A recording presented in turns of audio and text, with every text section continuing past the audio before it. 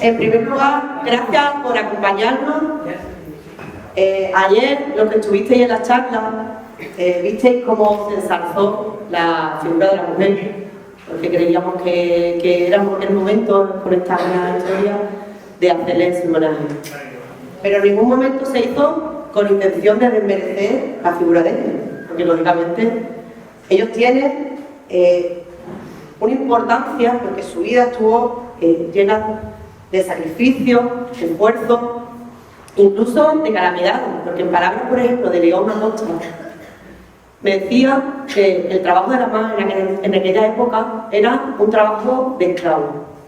Y a mí esta frase me marcó, porque sí es verdad que hoy día los más jóvenes pues no tienen muchas más comodidades, pero hay que reconocerle a ellos, a los más mayores, que en esa época pues no contaban con estas modernidades que les facilitan el trabajo. En la charla de hoy queremos que veáis cómo ha evolucionado la pesca, y primero lo haremos de la mano del documental, como estamos haciendo muchos días. Vamos a ver el documental completo, lo vamos a dividir por partes, y luego con la ayuda de ellos profundizaremos en todos los temas. Primero los voy a presentar y tengo que decir que son verdaderos valientes, porque con las mujeres no tuve ningún problema. Yo iba buscando mujeres y todos me decían que sí, pero con los hombres de la punta me he dado cuenta que no son tan valientes como parece, pero bueno. Ellos son unos auténticos valientes que se han atrevido a estar aquí arriba. Por eso os pido un aplauso para ellos.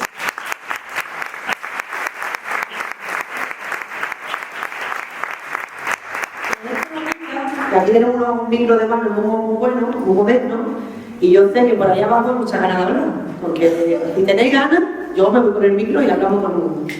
Que bueno, que hoy la gente como a las 4 de la tarde, no pasa nada. Primero os voy a presentar. En primer lugar, Felipe Hernández, Juan Antonio Abreu, Antonio Cazorla, Lorenzo Abreu, Agustín Cazorla, José Cristóbal y Felipe Hernández.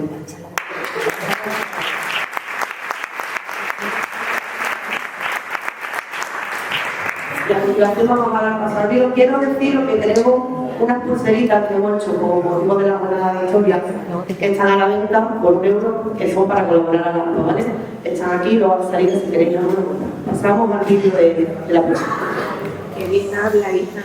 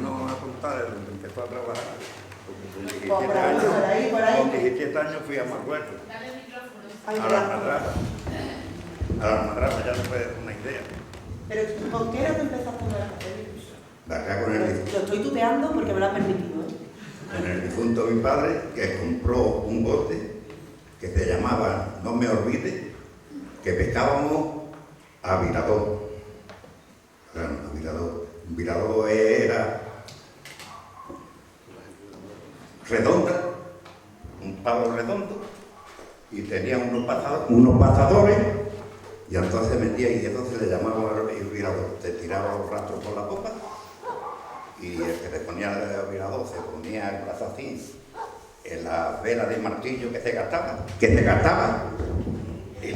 le daba así con los pies, y leva y para atrás. El segundo barco, Franquito la Morena.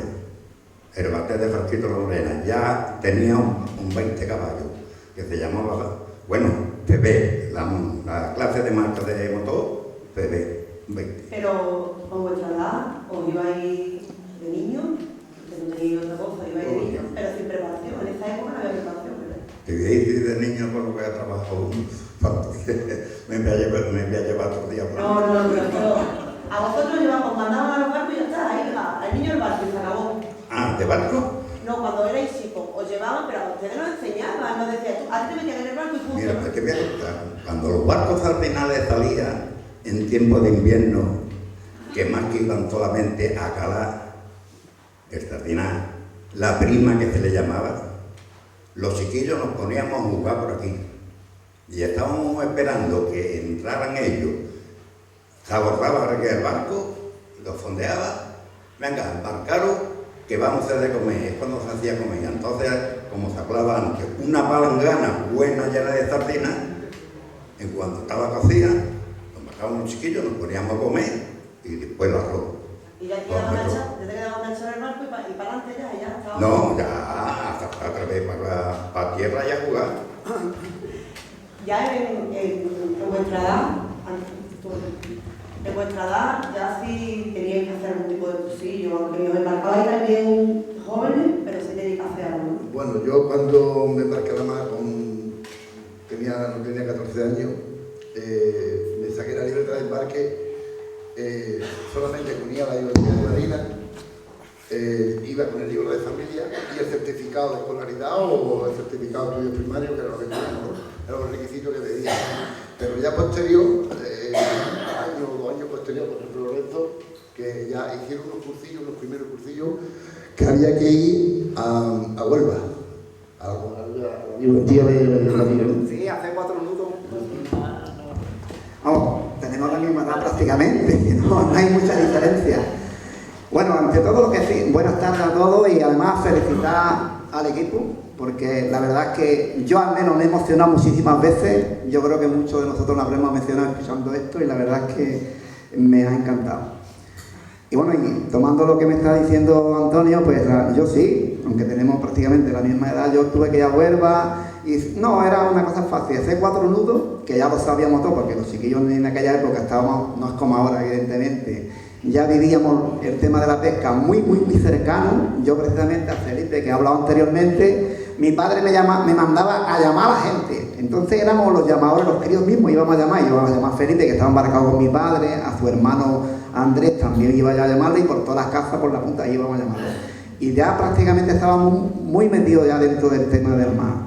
Y así, pero prácticamente nosotros al principio, pues yo creo que de los primeros que tuvimos que ir a Huelva para el tema, para completar la cartilla, el folio en este caso, la libreta de embarque, y allí lo que nos exigía era 4 nudos, un mayor trinque, un nudo llano y nada más, ya te daban, ya estaba preparado para ir a la mar, aunque ya lo estábamos ya, digamos. Felipe,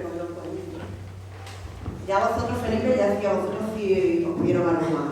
Hola, buenas tardes. Sí, ya nosotros tuvimos que hacer un curso en la Cristina, estuvimos un mes, nos dieron teoría y luego las prácticas de contraincendio, cómo abrir una balsa, en fin, cómo utilizar un chaleco y así. Nosotros tuvimos unas prácticas, unas clases. Y actualmente, vamos, tú puedes saber conmigo, que es más jovencito, actualmente los chavales también tienen que hacer... Sí, cada día te siguen más. Antes era gratuito, hoy incluso te lo tienes que pagar la juventud, ya te tienes que pagar los cursos. Y ya la edad obligatoria la edad mínima obligatoria... Claro, nosotros cuando esto era 16 años, yo creo que ahora sigue siendo la mínima de 16 años. Sí. Y ahora nos vamos a llevar un poquito ya un tema más fuerte.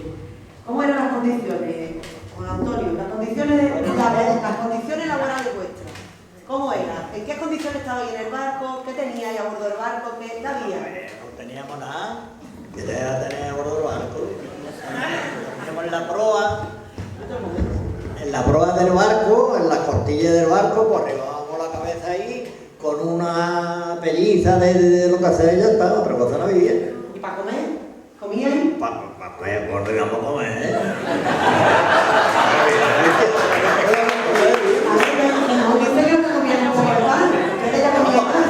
una olla, una palangana y castaña al pan. No por el tema de lo que es el trabajo físico, Y no teníamos, cuando mi padre echó el barco, el cabezuelo blanco, pues entonces no teníamos maquinilla. Y entonces, porque primero iba yo con mi padre con un bote a la vela. Y ese que salía ahí, el Juanito de Marramona, que lo conocen todos, ese nos traía para acá. Y para allá íbamos nosotros con la vela. Y estuvimos ahí a los 14 años que me embarqué a la mar. Porque vosotros no conocisteis los galeones, los galeones de galeones, de sardinales, ese Sí, tipo de pero cosas. nosotros, mi padre estaba con la taza, un barco que le decía la taza, un 10 cefles, y ahí pues iban 4 o 5 hombres al trasmayo y al sardinar, no había otra cosa. Ya vosotros en vuestra época. El folio me lo dio don Manuel con 5 duros. Bueno, ya en nuestra época iba, Mi padre 5 duros le dio el folio. sí, iba cambiando un poco la cosa, ¿no? Ya se pescaba con la maquinilla. Lo que sí que era un trabajo bastante duro, porque teníamos los artes, tenemos que los tendían en la bajamar, en la playa, para que los rederos lo revendaran, ¿no? Y había que cogerlo, a lo mejor en el barco íbamos 4 o 5, y había que cogerlo entre todos, subirlo a una patera, y de la patera al barco. Pero es que en unas condiciones que estaba la marea baja, y había raíces, el fango y todo eso, y muchas veces nos teníamos que venir a casa corriendo porque pasaba cualquier barco con el maraje y se iba la patera al fondo con el arte y todo. Muchísimo. Y ya ya se veían algunos cambios, por ejemplo en los años 70 ya los barcos en otras condiciones, ¿no? Ya no como está contando aquí con Antonio, y ya los barcos tenían una cocina muy pequeñita, que hacían de comer. Ya teníamos unos barcos catres, que eran por aquí hay dueños, que eran barcos como el Bombo, el Perimari, el Esté, el Rafael tenía el Valverde. Pues esos barcos ya en los años 70 ya iban cambiando un poco, eran barcos con unas condiciones, no las que hay hoy, pero ya se iban mejorando. Y ya pues la cosa pues iba mejorando mucho. El tema horario, en esa época vosotros erais de vamos, bueno, de noche a de noche, vamos a hablar. El horario,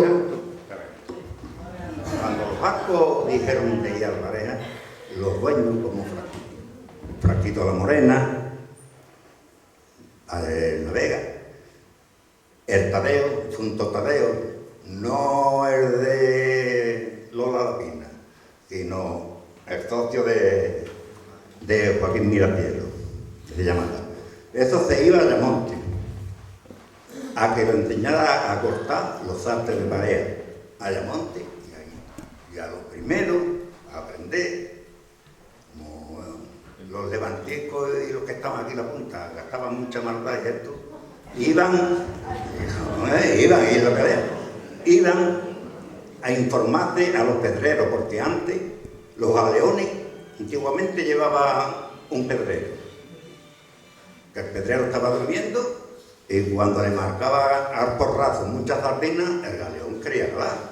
Entonces el pedrero llamaba al pedrero, el pedrero se levantaba con los ojos, miraba aquí el norte, aquí no puede calar usted, porque hay piedra.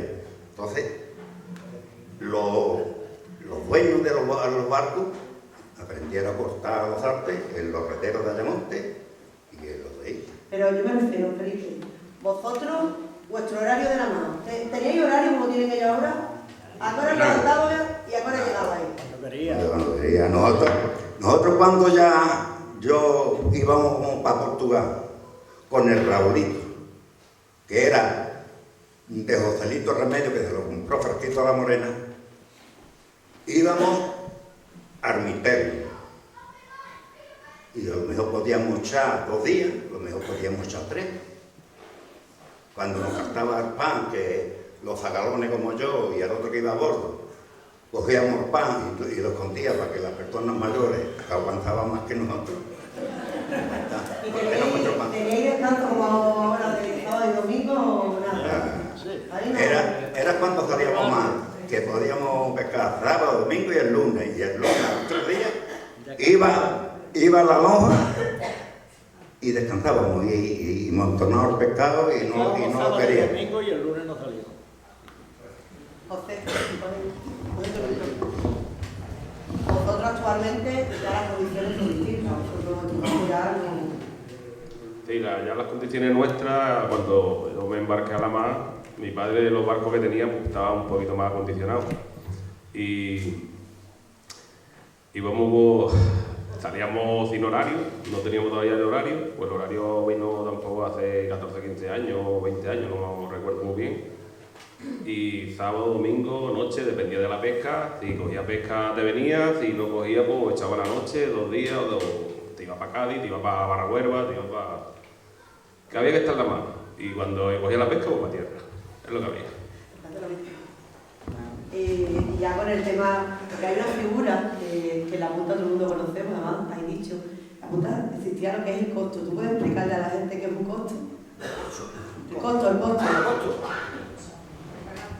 Pues el costo era lo que nos llevamos normalmente para la comida que nos llevábamos, ¿no? Un canasto de mimbre o en fiambrera que le llevábamos antes. Y lo poquito que había por lo que nos llevábamos. El tabaco, los patrones llevaban el canasto lleno de tabaco, no le faltaba. Era fundamental el tabaco. Y en fin, lo que había. Pero que ya hoy día los barcos van como cualquier casa, con su despensa, con su vitrocerámica, ya es distinto, ¿no? Ya tenéis vuestro sitio para comer, vuestro sitio para descansar. En lo de hoy ya actual. Totalmente diferente, ¿no? Cualquier barco tiene su vitrocerámica, tiene su... Yo me acuerdo antiguamente, porque yo prácticamente pues he vivido parte y parte, ¿no? La parte de antiguo y la parte de ahora, que nos quedamos sin bombonas en la mano y teníamos que hacer comer la chimenea del barco.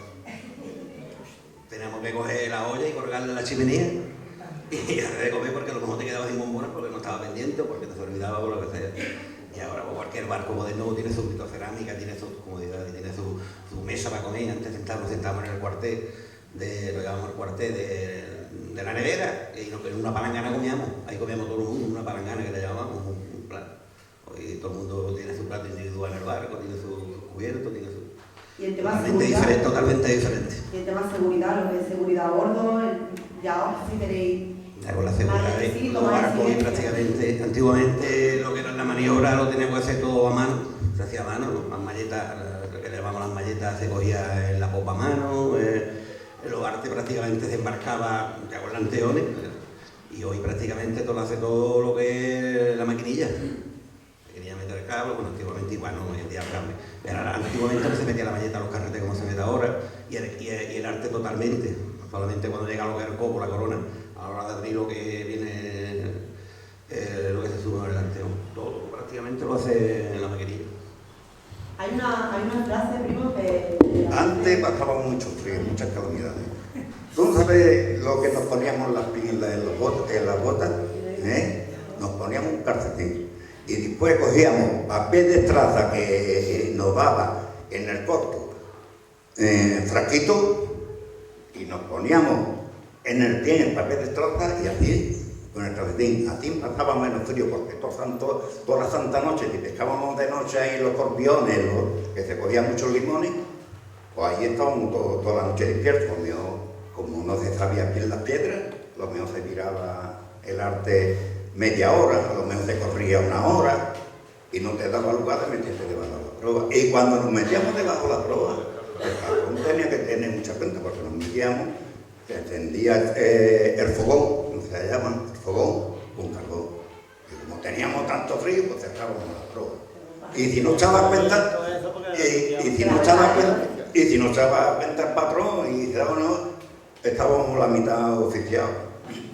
Hay una frase que dice, creo que la escribió, que es que se gozaba el arte con la trayera. ¿Eso qué significa? Porque aquí hay gente que cuando se metieron las maquinillas, entonces virábamos el arte por las malletas, pero cuando llegaba el arte a la popa, pues lo tirábamos a la banda y lo jalábamos, venga, a decir palabras feas.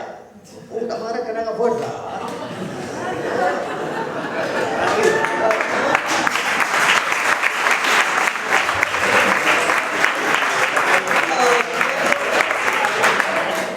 Hasta que llegaba la corona, hablábamos todos aquí, pues si empezaba a ver, había quien se hacía el loco, pero le zumbaba él. Entonces cuando llegaba la corona a la borda, le pasábamos el anteón y enmarcábamos la corona. Y bueno, esto de tonto. Entonces yo, cogí el anteo, porque el anteo era corto. El anteo nada más que era para echar la corona. Entonces hicimos un anteón grande, lo pasamos por los dos calones, tirábamos los dos calones allí y los jalábamos por la maquinilla. Abozábamos para arriba, llegaba al palo, otra bota y así embarcábamos la arte. Así que yo.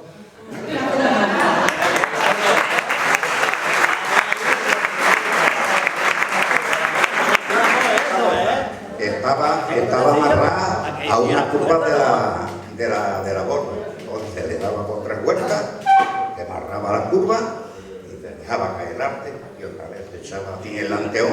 Y cuando teníais que coger, claro, el pescado llega gordo, pero llega todo mezclado, ¿no? Y ese pescado había que seleccionarlo. Pues ¿cómo lo hacías? El mercado, como lo cae ahí, ponemos las canastas, no, lo mismo que ahora. Los chopos, los pulpos, los bestugos clasificados ya, para echarlo de ahí a las caras. Lo que tú dices es lo mismo que ahora, pero yo he visto imágenes de un barco de ahora que tienen ya, salen por un túnel el pescado y va a una mesa. Yo he visto un barco que por lo menos el otro día le Sí, pero cuando llega a la mesa lo tiene que clasificar. Pero no es lo mismo estar sentado que estar de pie. Y está mojado ahí contra el pescado, ¿no? Ustedes lo llevan ahí peor que yo. Gastábamos hacho. La parejita, un hacho, alambre, enrollado con un algodón y una lata preparada cuando se iba apagando. Arriba. Y había veces que no veía bien los rascancios y te picaba. Te tenía que pegar bocado que echaba tanta sangre para que no te doliera. Antes no echábamos nieve cuando picaba la araña y ahora es al revés. Agua caliente, fíjate, rabiábamos los ojos hinchados cuando picaba una araña. Ahora ya, Lorenzo, ya ahora no, ya lleváis botiquines. Hombre, no he evolucionado, No, la verdad es que yo todavía más jóvenes que ellos, pero fue muy difícil. Lo que está diciendo Felipe es que no teníamos luces, eran hachos, es decir, que íbamos todos apagados, todos a oscuras, en la mar de noche trabajando. A oscuras, en la máquina había una candileja o un farolito, pero todo a oscuras, con la luz de las estrellas y la luna sí había. Simplemente, cuando íbamos a hacer la maniobra, cuando íbamos a virar o a calar, encendíamos una antorcha. Y nada, estaba todo el tiempo la maniobra con la antorcha encendida. Había que ir mojándola en gasoil, teníamos un latón ya preparado de gasoil, lo mojábamos un poquito porque como lo mojara mucho se la apagaba, tenía que tener cuidadito para mojarlo. Y entonces pues empezaba, aquello se alumbraba más, que se iba apagando. Y ahora se terminaba, se apagaba otra vez el 8 y todo el tiempo a oscuras, Y evidentemente pues hemos ido poquito a poco, pues así y la verdad que ha pegado un salto ya la tecnología que ha sido brutal, comparado en la época, en 20 años ha sido brutal la tecnología, que antes íbamos muy poco a poco, pero ahora ha sido brutal la tecnología. Y ahora vamos a hablar de lo que es la flota, de la flota pesquera. Felipe, que quizás sea el más mayor. Cuando íbamos al tapinar, cuando íbamos a patinar, estábamos machos. Entonces iban 5 o 6 hombres que había que descamallar porque se llevaba 10 o 11 piezas de red. Cada pieza medía 100 metros. Entonces, el trío que iba se ponía encima del se le llamaba el tambucho y se ponía así, a la vela de bacho. Y 4 hombres o 3 o 4 hombres descamayando. Descamayando era que se ponía uno a jalar la red, cuando llegaba el compás de aquí y allí, se ponían los 4 a descamayar. Y el chiquillo se quedaba dormido y hacía así, venía uno en el escape, ¡pum!, se pintaba la carne, se espabilaba todo. Y por la mañana, cuando ya se terminaba de trabajar, pues está pasado, por ejemplo, ¿qué está pasado, primo Felipe? ¿Qué me va a pasar? Y como está hecho en la cara, ¿qué me ha hecho yo en la cara? Y dice, pues te quedaste dormido, te pinté en la cara.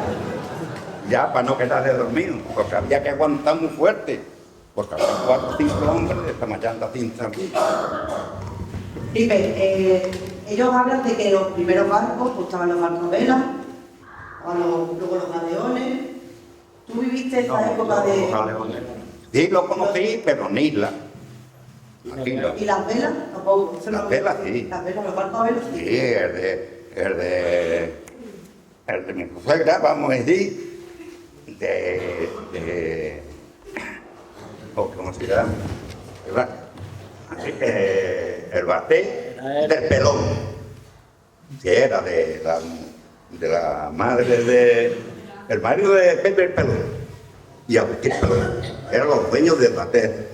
Este lo conocí yo, el aliado,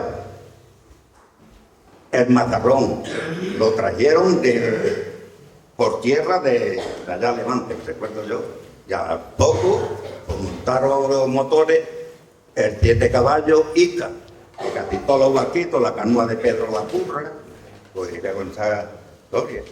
Pedro la Curra y Juan López fueron a escuchar Marchena, a Liguerita. Cuando terminaron la actuación, como les gustaba mucho el cante, lo cogieron y lo trajeron a la canoa de Pedro la Curra.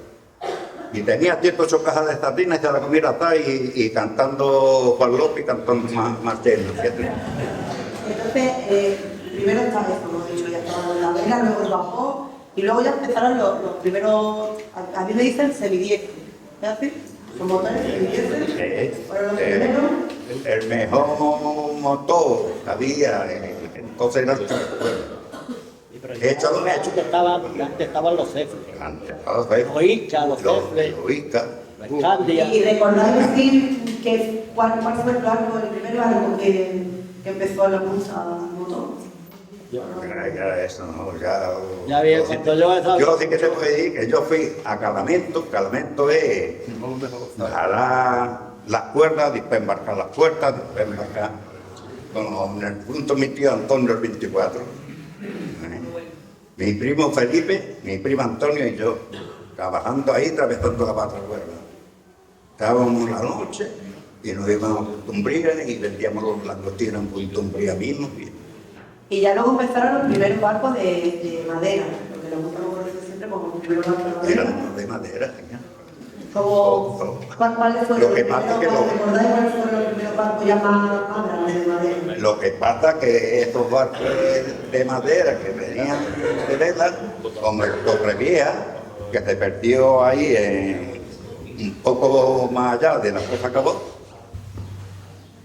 la canoa del Pelón, que le decíamos, la canoa de Pedro la Curra, el Candia Viejo, el verdugo también de mi tío Antonio el 24, los boleros tenía el aliado y qué barco más, y el joven Paquito. Manuel La Pina tenía el Bandera, que lo llevó Felipe el Cabrero y fue a la Marjera y hizo errores. Siempre venía cargado de pescado. Y fue el capitán. Llevó que barco llevó.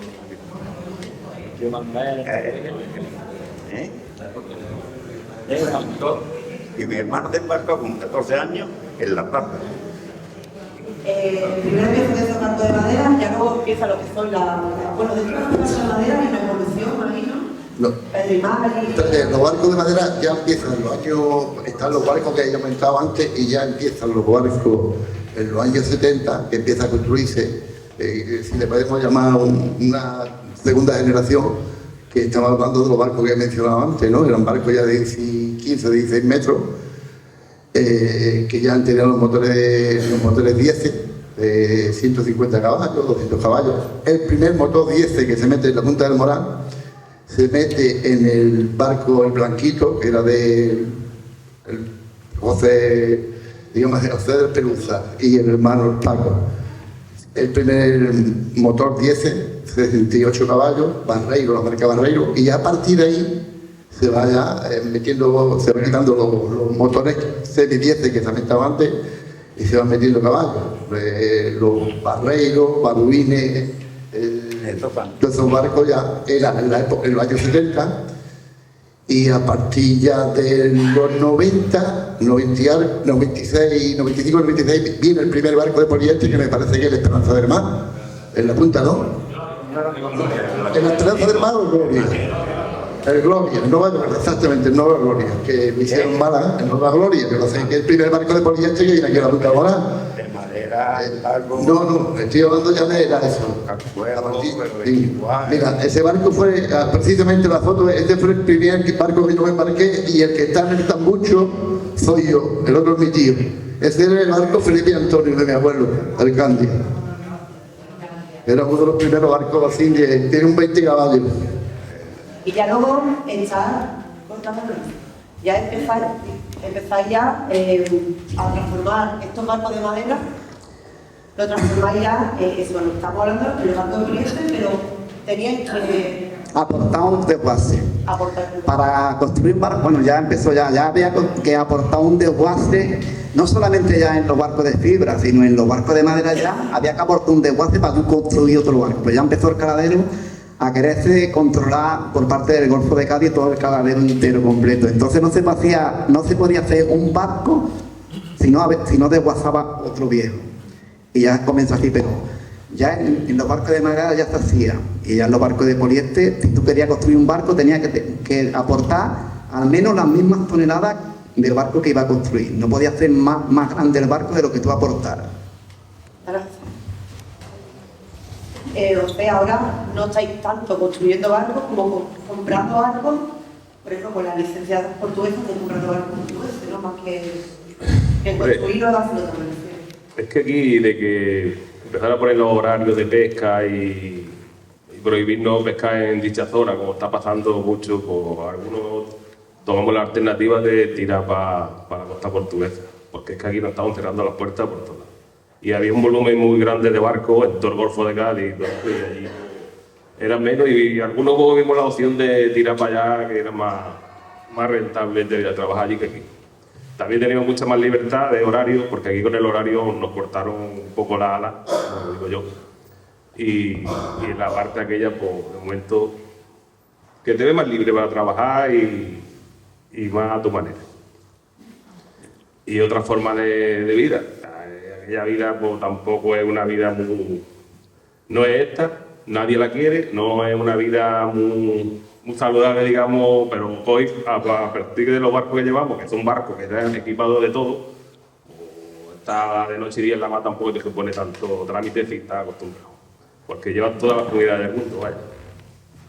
Y otra cosa de la que habla Rafael, creo que Rafael en el vídeo, es el tema de tener un poco, poner un tirón de oreja a esta gente, que les dice que ellos no saben dónde está el norte.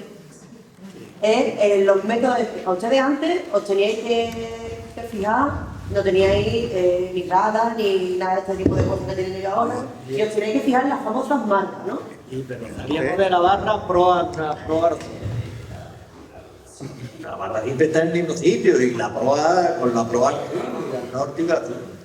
Cuando llevaba 3/4 hora por ahí, con los motores aquellos, pues teníamos 20 brazas de agua. Poníamos la proa al lente, que como siempre pescábamos las camas por ahí, pues, las camas es un cabezo que hay. Tú vas así, ¿no? Cuando llega aquí, pone la proa al lente y aquí cojo un cabezo con las camas y de ahí calamos.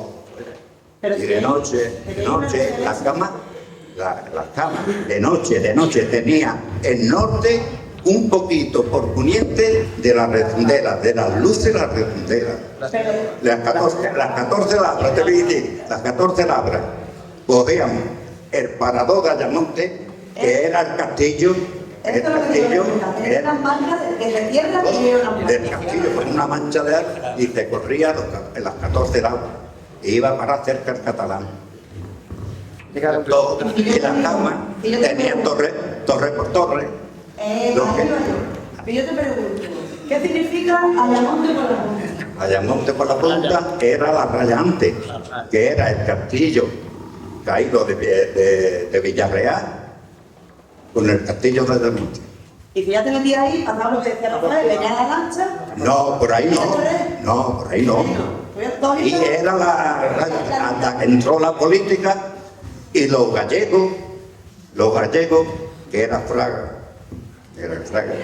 Pues era gallego, era más pillo que los andaluces. Entonces nos quitaron ese terreno a nosotros y se lo dieron a los gallegos en el norte. Entonces ya no podíamos tirar a Ayamonte por la punta, como le decíamos nosotros, para afuera. Y cuando llegábamos a 38 brazas de agua, o daba un alemán. Que la gente... Y si yo te digo que los castilleros... Espera, ahí te voy a intervenir. Villablanca, por Villablanca nos guiábamos desde aquí. Con respecto a las marcaciones de tierra que utilizamos para faenar, tanto la costa, la situación de la visita de la costa, cuando se habla de, por ejemplo, los Castillejos es Villanueva de los Castillejos, los montes que hay ahí a la derecha. Si hablamos de la Blanca, es la iglesia de Villablanca, la iglesia de Villablanca. Hablamos del Parrá, la casa del Parrá. Hablamos del Palomar. El Palomar es una casa que utilizaban antiguamente para meter las palomas para la madraba, que está en la casita azul. Y la tinajita, en Castilla, la tinajita, lo llamamos la tinajita, es la tinajita en el terrón. Exactamente, y el catalán, en la torre del catalán, todo eso era una marca, una referencia desde tierra que teníamos, que utilizamos para pescar en zona, porque había zonas que tenía de piedra y ramos o corales, como se le quiera llamar. Entonces, para no enganchar las redes, las piedras, pues teníamos esas referencias. Siempre se utilizaba la parte alta de la, por ejemplo, los castillejos de la Sierra, que era lo más alto que había, y era muy visible desde la desembocadura de Guadiana hasta la barra de Huelva. Y esa era la referencia que teníamos la mayoría para pescar. Ya cuando te alejaba a lo mejor más de la costa, pues ya no, tenía que hacerlo instintivamente con la sonda y el reloj. Si te alejaba a lo mejor 20 millas de la costa, que había barcos que pescaban en aquel entonces, no era mucho, pero había, ya tenía que hacerlo, porque no había mucho, no había radar, y lo tenía que, una sonda que era de papel, un rollo de papel, con un estilete, como si fuera cuando se hace un electro, ¿no? Y tenía una tablilla que marcaba todas las plazas, eran plazas. Aquí se utiliza el término para medir las profundidades, se utiliza plaza. La plaza equivale a un 80 metros, ¿no? Un 8,80.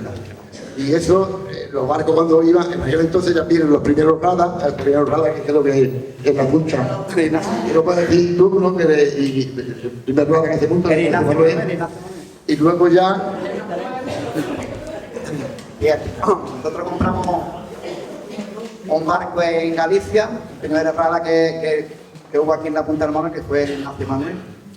Y ya una medalla, lo que estábamos hablando de las marcas, particularmente sufrió un ametrallamiento por parte de la patrullera portuguesa, Ayamonte por la punta, como dice, nosotros navegando, ni pescando siquiera, navegando para calar. Pues veo que viene la lancha por nosotros, la lancha portuguesa.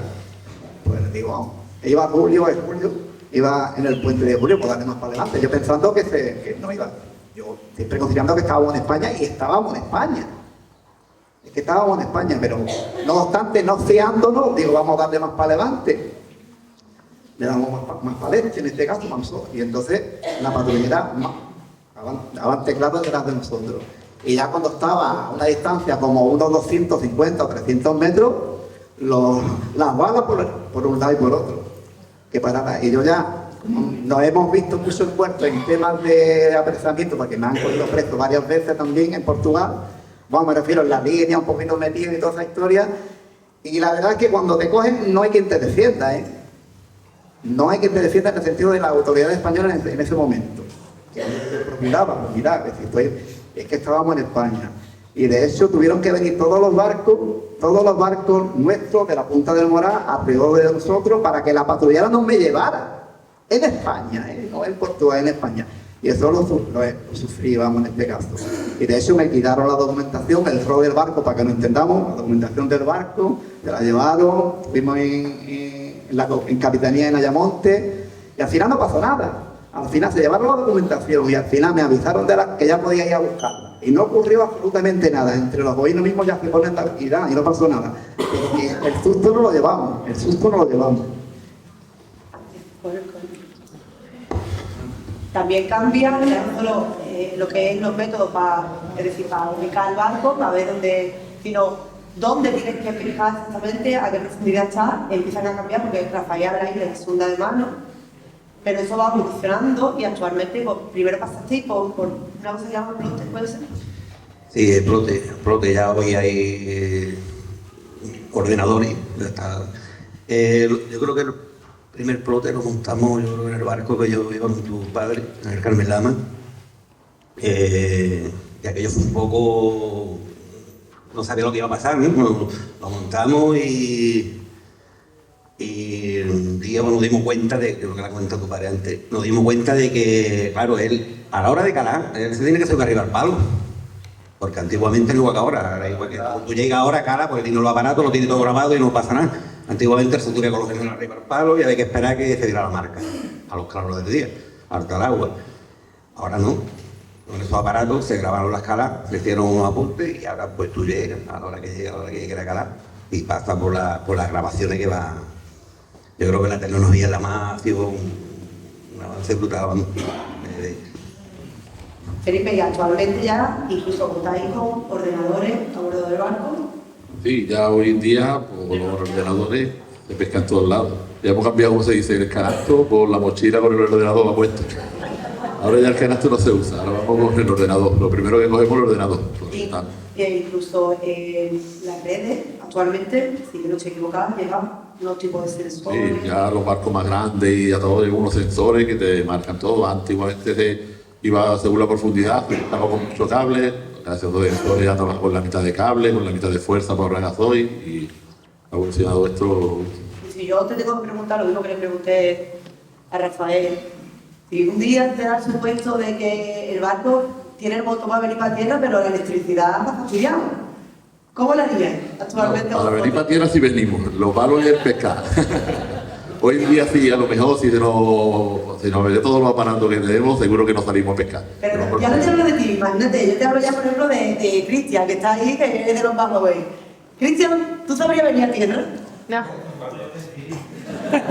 ¿Sabes de las marcas y algo hay, no? Llegáis, ¿no? No os quedáis por ahí tirados, ¿no? O tenéis que esperar a que venga alguien a remolcar. Llegáis, ¿no? Tú, por ejemplo, te voy a poner la juventud,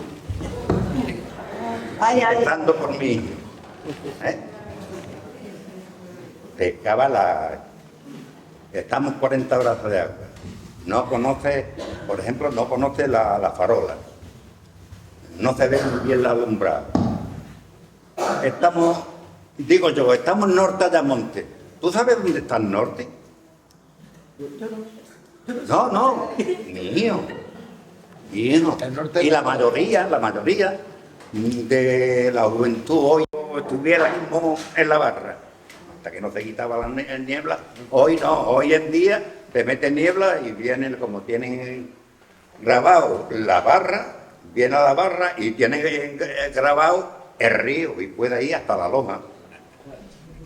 Pero antes nos teníamos que fondear en la mar cuando teníamos 3 o 4 plazas de agua y hasta que no se despejara no podíamos a la barra. A mí me llamó la atención cuando me estaban contando que veníais por braza, ¿no? Entonces, claro, la braza, mi braza y la de Juan Antonio no es la misma. Ahí había fallo de medición. Hombre, pero si estaba acostumbrado a pescar, por ejemplo, por 12 brazas de agua, por su braza, entonces cogía la cuerda, hacía un nudo, como hacía el difunto del padre. Y me decía, Felipe, tira. Ahí iba yo para la proa, lanzaba esto. Aquí, 2 cuartas por la parte arriba el nudo. Aquí, 2 cuartas por la parte de abajo el nudo. Y así me llevaba casi toda la noche cuando pescaba en Portugal. Así en la boca del tambucho y vigilando a todo el mundo. La proa un poquito más afuera, para llevar el agua que marcaba él. En la punta ahora mismo, los principales estilos de pesca, ahora mismo, ¿cuáles son? Cualquiera de ustedes. El estilo de pesca que hay en la punta hoy, pues está en arrastre, y artes menores. El arte menor está el trasmayo, está el alcatroce y está la nazra, la verdad que es la única modalidad de que pesca. Hay algún barco que no, en la punta no hay la línea. El cerco en la punta me parece que nunca, es la única arte de pesca que me parece que no se ha utilizado en la punta nunca. Yo mayoritariamente ha sido el arrastre, el trasmayo y los pulpos. Pero antes Y, estaba la marrajera. sí, antiguamente pescaba mucho la marrajera, pero la marrajera actualmente nada más que hay un barco que es el Punta Negra, que pesca se ha ido perdiendo y nada más que hay uno, la única modalidad, el único barco que hay en la modalidad esa. Y antes no había cajirones. Te voy a contar lo que le pasó a... Bueno, era el único que tenía nanza. Entonces él llamó a un pedrero que se le llamaba el Petaca Liguerito. Unas nanzas grandes, y la caló. Le dijo el Petaca, ¿eh? Le dijo el Petaca, cala aquí, cala allí, cala aquí. Y puso la boya, los cordeles, un corto. Y entonces se repitió un temporal. Y cuando fue al sitio, pues no la encontraron. Cuando vino de las nanzas, su sobrino, Benito, el lleno de José Alonso, dice, Tito Enrique, ¿a dónde calaste las nanzas que tan pronto las perdiste? Eso le cantó el sobrino a mi suegro, porque perdió todas las nanzas. Todavía yo no hablaba con mi mujer. Hay unas figuras que han hablado ellos, que son los rederos, pero también nos cuentan que antes, con las redes, el trabajo que hay con las redes ahora, que ya lo realizan los propios herederos del barco, que tengan controlado incluso ya con máquinas, lo teníais que hacer mano, ¿no? Trabajo de las redes. La corona de los artes la hacía yo, con hilo de caño. No había nada hilo. Ahora una corona dura lo que tenga que durar, pero antes no. Antes teníamos que saltar los artes, secarlo y entintarlo. La figura de unas parihuelas los traíamos a las carteras. Y cargaban las redes. Sentaditos. Era así. Y había personas que se dedicaban a coser las redes de partido. Normalmente, ahora ya no, pero normalmente lo hacían, según tú me has entendido, los dueños, los más mayores de los barcos, los dueños, Nosotros éramos, mi padre era redero de los barcos nuestros, los artes los hacíamos nosotros. Los primeros artes de arrastre los hizo Tadeo. Ya cuando pusimos la maquinilla en el cabezuelo blanco, que fuimos a la gamba, vino Tadeo y dice, saltar los artes, porque estaba el abuelito y estaba... Sí, todo bien. Claro, entonces saltar los artes, los puso él bien, ya no nos tocó más los artes, los poníamos nosotros. Cuando yo esté, el redero era yo de mi barco. Porque yo sé coser las redes también. ahora actualmente ya no, ya actualmente tenéis a personas, se puede decir contratar.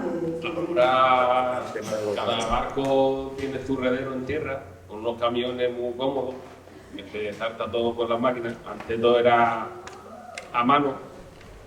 A la marea vacía, jalarte para arriba, 5 o 10 hombres reventados, jalando arte para arriba. Ahora no, ahora ya los camiones han dado un gran paso para llevártelo hasta donde quieras, lo remiendas y la verdad que ha sido un salto enorme lo de los artes. Hay un tema que está faltado, muy duro, que es, que lo ha dicho Juan Antonio, el de pintar los artes, que yo también lo he conocido, que soy más joven que ellos, pero ese era un trabajón, eso era de esclavo, eso sí que era de esclavo. La red era de algodón, no era de nylon. La red de algodón. Y esos artes, el trasmayo, el sardinán, había que entintarlo para que no se pudriera. Y eso había, ¿cuántas calderas había en la punta? 3 o 4 calderas había, ¿no? Estaba la de José Alonso, la del patroncico, la del tío José Caganío, De mi tía Amalia. Amalia ahí. Pues esos artes había que entintarlo. Y carrearlo en parihuela. En parihuela sabemos lo que es una parihuela es. Primero había que secarlo. Eso y secarlo. Primero lavarlo bien. Cuando se iba a hacer lavarlo bien, secarlo en la bajamar. Y después llevarlo al hombro. Y la juventud, a ver quién podía con la pieza de 100 metros para llevarla a la carrera. Y ahí es donde se cogía también las medias tajas. porque los dueños ponían el vino. Ponía el vino de Miguel Carro, ese que se tomaba un bote y ya era dueño de la carretera. Ya no sé qué más. Ahora, antes la mayoría de los herederos eran de aquí, de la punta, para allá, actualmente no hay herederos. Pero que ya en la punta, lo que es de la punta, yo recuerdo ahora mismo, no hay nadie, ¿no? ¿De heredero de la punta? De la punta nadie, son todos ¿Es Juan José? de Lepe, el Juan José yo creo que fue, sí, claro. Son de Lepe, de Cristina. Yo creo que se ha ido perdiendo, yo creo que... Es un trabajo que Bueno, el Vicente, yo diría, y el Juanma, el hermano, los hermanos que están trabajando con una... ¿El Vicente del Kiosco? Es que yo creo que cada vez hay menos gente que sabe menos de rey. Yo creo que lo que es la juventud prácticamente no... Pero aquí, por ejemplo, no es como Galicia, o las mujeres se dedicaban a ese tipo de cosas. Aquí, en la música, las mujeres nunca han tocado el tema de la red, Sí. sino hombres. Suegra. Mi suegra es la que hacía la red y la recomendaba. Yo la vi 2 o 3 veces, mi suegra, de chiquillo, pero dice que mi suegra es la que reventaba y armaba la red de tarde y nada. Y luego hay otra figura que también que se ha nombrado ahí, Sí. que es la figura del llamado. Los llamadores, ¿quiénes eran? ¿Quién se ocupaba de llamar los pavos? Por las personas mayores que estaban en el barco, se jubilaban y para que ganaran, porque antiguamente ganaban un poco, entonces se ponía de llamado. Y entonces ya el patrón tenía esta tranquilidad que esta persona llamaba primero al patrón, veía el tiempo, lo veía bueno, llama a la locación y entonces llamaba. No tenía que preocupar. El patrón te levantase cada momento a ver cómo estaba el tiempo para salir. Llámame a las 5, llámame a las 4. ¿Y cómo iba? ¿Dónde llamaban? En la ventana. ¿De casa a casa? Vamos un café de Dios, mira a la Virgen del Carmen, es lo que decía en la ventana. Y vosotros ya actualmente, me da igual, cualquiera de nosotros. El móvil. Y trabajan. Ya tenemos un grupo por el WhatsApp y por el grupo pues, decimos atado.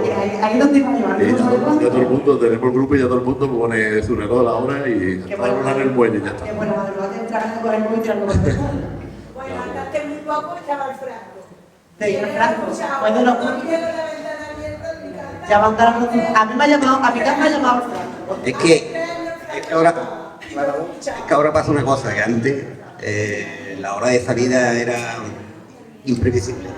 Podía salir a las 4, a las 5, a las 6. Hoy casi todos los barcos, a las 3 menos cuarto, la salida a las 3, a las 3 menos cuarto, o menos de 3 menos cuarto a 3, pues estamos todos más o menos. Entonces, trabajar muy... Antiguamente era lo que salía a la red. Es imprevisible.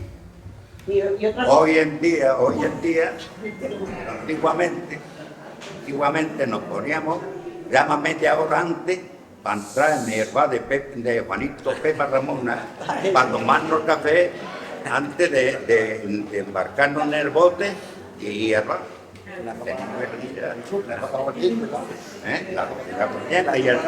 Y el día que no se salía, ha dado un barco a la puerta. Eso es una copita aguardiente, ¡pum! A cuartos de hora, media hora, y cuando se llegaba, se iba a casa a las 8:30, 9, y ahí iba medio piso a casa. y hay otra Ah, y te voy a contar que esto es lo que es.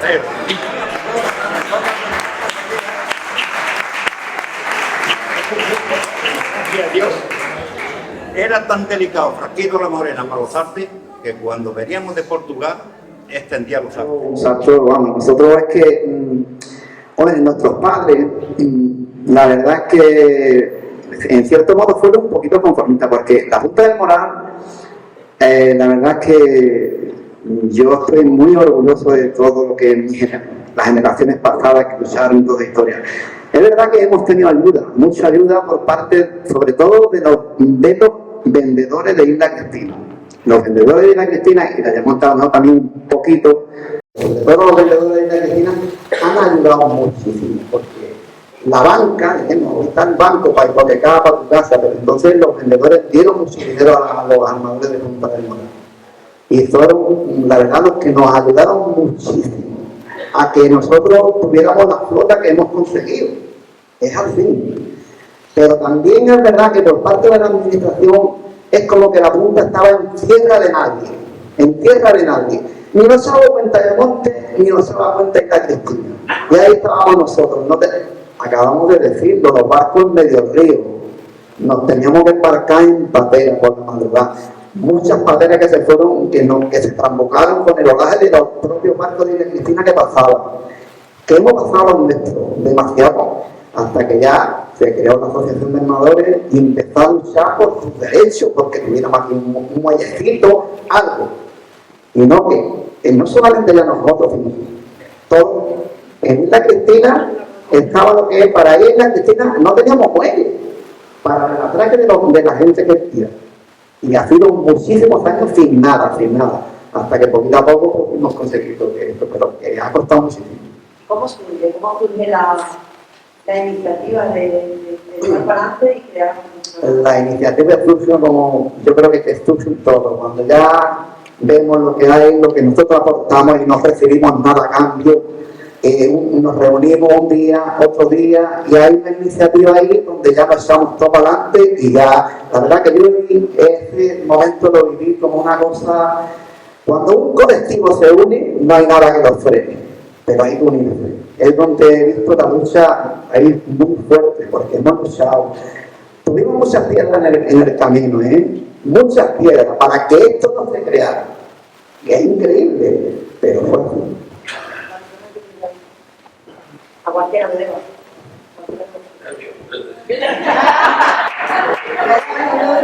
Actualmente ya la asociación.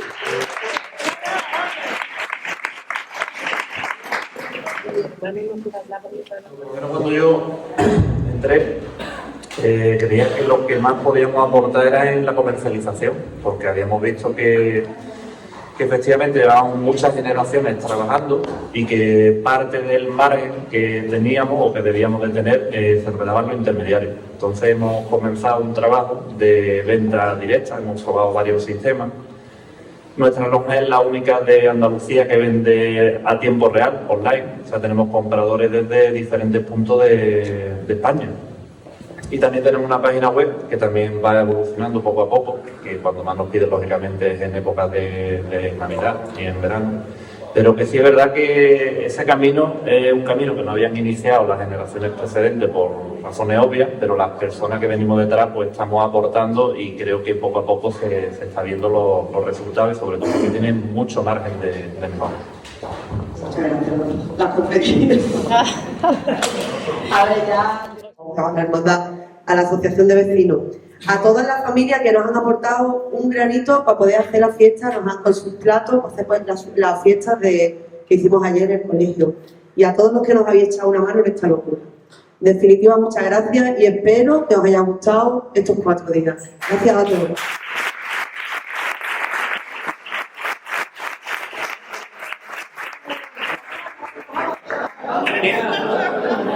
No. Bueno.